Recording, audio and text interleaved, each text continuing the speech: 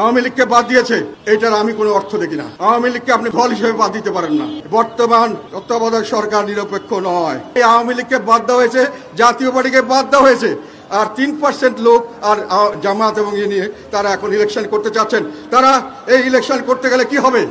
Election করতে গেলে এটা কোনো ইলেকশন হবে না। যে ইলেকশনের জন্য আমরা শেখ হাসিনাকে ফেসিবাদ বলি, যেই পতানো খেলার জন্য শেখ হাসিনার বিরুদ্ধে আমরা অবস্থান নিয়েছিলাম, এই সরকার একই কাজ করছেন এবং ওরা ঐক্য কমিশনের নামে অনৈক্য কমিশন তৈরি করেছেন। সেখানে তার দেশের অর্ধেক লোককে বাদ দিয়ে একটা ঐক্য করার চেষ্টা করছেন। এইটা একটা আমি মনে করি বড় ধরনের ষড়যন্ত্র, দেশের বিরুদ্ধে, দেশকে ধ্বংস করার ষড়যন্ত্র। এই ষড়যন্ত্রের অংশীদার তাদেরকে আমি হুঁশিয়ার করে দিতে চাই। দেশের মানুষ এগুলোকে ক্ষমা করবে না। আপনারা যা মনে করছেন তা হবে না। শেখ হাসিনার মতো লোক সমস্ত বিশ্বের সমস্ত বড় বড় শক্তি যাকে সমর্থন দিয়েছিল, সমস্ত সংস্থা এবং যত ধরনের ইনস্টিটিউশন আছে, প্রতিষ্ঠানকে নিজের কবজায় করে উনি রাখতে পারে নাই। বাংলাদেশের মানুষ তাদেরকে লাঠি দিয়ে ফেলে দিয়েছে এবং বাংলাদেশের মানুষ 2 মিনিট লাগবে না। এইরকম পাতানো খেলার রাজনীতি, যে খেলায় আমাদের নেতা, আমাদের চিফ অ্যাডভাইজার যেটা বলেন যে আমার নিয়োগদাতা কিছু মানুষ, এবং তাদের আবার কিছু বড় জামাত ইসলাম বলে তাদের নিয়োগদাতা নাকি আবার জামাতকে তারাই নাকি এই ছাত্রদেরকে সব রকম সুযোগ সুবিধা দিয়ে রাখছে। বর্তমান তত্ত্বাবধায়ক সরকার নিরপেক্ষ নয়, তাদের একটি দল আছে। এইটার জন্যই তো আমরা আন্দোলন করেছিলাম, তত্ত্বাবধায়ক সরকার দেওয়ার জন্য, যেখানে কোনো দল থাকতে পারবে না।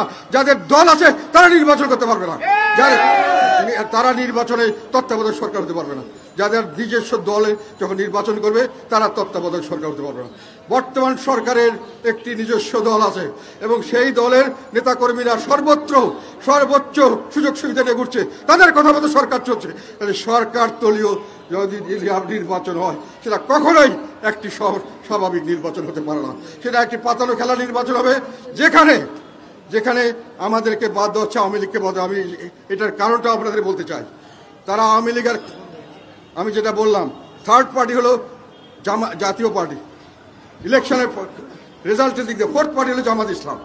এখন প্রশ্ন হলো, আওয়ামী লীগকে বাদ দিছি, এখন যদি মানুষে মনে করে যেটা প্রচার করছে অন্যান্য দলরা, অনেক সময় বিশেষ করে জামাত ইসলাম প্রচার করছে কি যে আওয়ামী লীগের এক এপিট আর ওপিট হলো বিএনপি, এটা প্রচার করার অর্থ হলো আওয়ামী লীগের এক। মানুষের প্রশ্ন হলো, তাহলে থার্ড যদি কেউ থাকে তাকে আমরা চয়েস করতে পারি কিনা?